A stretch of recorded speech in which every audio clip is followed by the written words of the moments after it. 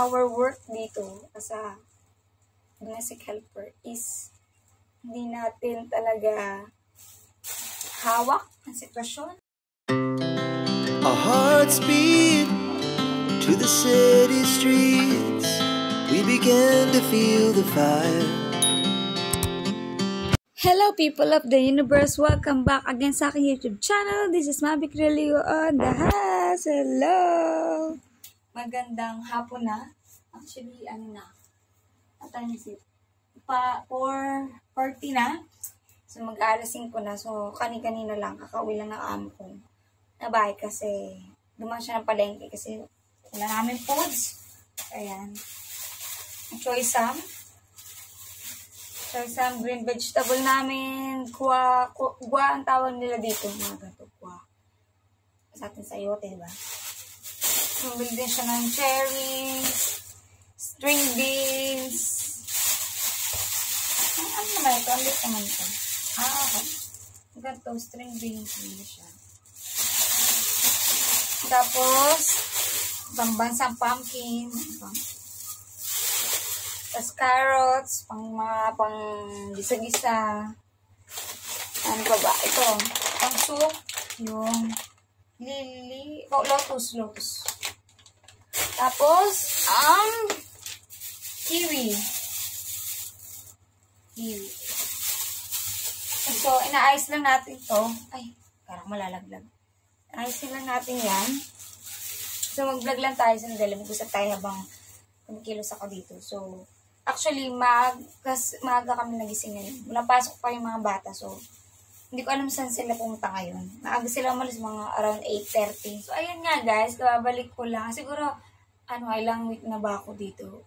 Simula bumalik ako ng Hong Kong. So, July, siguro 2 weeks na. Hindi 3 weeks na since na bumalik ako galing Pinas. Ang aking holiday last July 18 to 26. Yan. 1 week lang ako dun. Kasi nag-attend lang naman ako ng wedding ng friend ko. And syempre, spend time din sa family. So anyway, anong gusto ko lang pag-usapan natin today habang nagliligpit ako ng mga pinamili niya. Gusto ko lang mag-share yung awareness din, again, na naman sa ating mga OFWs na mag-ipon para may magdudukot. Ay, sinisinok ako. So, ayun. Anyway, kasi merong ako napanood ngayon lang. This morning ba or other day. Na may kababayan tayo na na-terminate. And ito yung problema. Terminate na nga siya. And then, wala sa kanya yung passport niya at saka yung kanyang kontrata. Dahil daw ay nakasangla, guys. Alam mo yung nakakalungkot din. Nakakalungkot talaga, seriously. Naisipin na talagang, meron talagang instances na nangyayari talaga na isinasangla talaga yung passport. Kaya sinabi na bawal isangla. At saka, hindi ko rin kasi hindi naman nasasanglahin, di ba? Sa Pilipinas, hindi masasanglahin eh. Bakit dito nasasangla? No?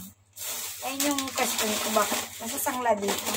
Sa Pilipinas, hindi naman nasasanglahin. So, dahil may work ka, so, aking realization na our work dito as a domestic helper is hindi natin talaga hawak ang sitwasyon. Our work dito as a domestic helper is hindi natin talaga hawak ang sitwasyon, mga circumstances sa bahay ng amo natin, kahit mabait pa yan. Huwag tayo masyadong, realization ko, huwag tayo masyadong mapakampante kahit mabait sila. Kailangan talaga i-secure talaga natin yung sarili natin while we're still working, while still everything good, di ba? Kailangan talaga makapag-ipon tayo. Kailangan kahit paano, di ba, 20 to 30% ng sahod natin talaga meron tayo na itatabi para in case ng mga ganitong sitwasyon is talaga meron tayong madudukot. Hindi tayo may stress ka na kasi terminate ka, mas may stress ka pa kapag wala kang pera. Na paano pag-uwi ko, ganyan, alam mo yun, yung parang as in, kahit magkano, wala ka man lang. So, ayun yung parang gusto kong i-share at paalala sa ating lahat, ng mga OFW. While we are working, habang we're earning, di ba talaga you need to save something for yourself. 10% ng sahod mo talaga is talaga yung sa'yo lang, yung hindi alam ng mga kamag-anak mo, hindi alam ng pamilya mo. Yung ikaw dito, hawak mo yung emergency fund mo sa sarili mo in case na terminate ka. And ayun lang lagi yung pinapaalala na huwag niyo isang lang passport nyo, kontrata nyo, huwag kayo mangutang dito sa Hong Kong, sa mga bangko dito, or sa mga kahit legal or illegal na mga utangan, huwag kayo mangutang. Especially kung wala pa kayong 1 year, alam mo yun, 2 years, kahit 2 years nga pero ayun lang gusto kong iwasan nyo na lang talaga. Kasi hindi naman masama mangutang if talagang accumulate ng pera. Pero kung just to spend, to show off sa mga pamilya natin sa Pilipinas na masabi na pag uwi mo meron kang nalalabas sa pera, is wag talaga. Alam ko ayun yung stigma na dapat natin ma-break, cycle na dapat natin ma-break as a OFW, yung expectation ng mga tao sa Pilipinas na pag sinabing abroad, OFW, working ka dito sa ibang bansa is hayahay na ang buhay, guys. So, it's not true. And lahat alam naman nila yan. Kailangan talaga maging open tayo sa family natin, kung ano yung na-experience natin, kung paano yung sahod natin, once in a month lang. And talagang kailangan kung may gusto tayong mga project na bahay, kotse, pag-ipunan natin, huwag tayong basta mag-invest kasi dahil alam natin makita tayo. Alam mo yun? Kasi dito sa Hong Kong talaga sa domestic help, hindi secure ang ating work. Talaga kasi yan, may termination, may break. Yung pag nahirapan ka sa amo mo, either yung amo mo, ikaw yung mag-determinate, or either ikaw yung mag-break, or yung amo mo yung mag-break. So, ayan. Ganun yung maging cycle. Ayun yung disadvantage dito pag sa bansa ko. Kasi may mga ganun. Not like in Middle East, diba na? Magbulok ka dyan. Mag-work ka. Alam mo, yung ibibenta ka pa sa ibang amo para lang hindi ka mapauwi kasi nga, diba, free lahat ng mga processing. Free lahat ng pang passport, pang TESDA, lahat free nung umalis ka sa Pilipinas. Pero dito sa Hong Kong kasi, placement fee lang yung free. Pero medical, other stuff is sa'yo na. So, ayun yung difference. So, ayun lang. For me, this vlog is just a reminder sa lahat sa atin na mag-ipon talaga tayo para sa sarili. Huwag niyo talaga yung passport. Huwag niyo isasangla. At huwag kayo mangutang, especially kung 1 year to 2 years pa lang kayo dito, or sa akin, huwag na kayo mangutang talaga. Hindi ko sinasuggest talaga. And, kasi ako, takot ako sa utang kasi na-experience ko na yan. So, talagang yung pinag-pray ko na, Lord, talaga na i-break mo yung chain ng debt sa buhay ko, na ganun talaga. So, I've been praying din sa family ko din. Kasi sa Pilipinas, parang napaka-easy yung mangutang ngayon. Isipin nyo, sobrang easy mangutang, pero mahirap magbayad. Alam niyo yun. So, kailangan maging money-wise tayo, kailangan mag-ipon talaga tayo, kahit na paano, para sa sarili natin. Kasi hindi naman tayo laging malakas, hindi tayo laging healthy, alam mo yun.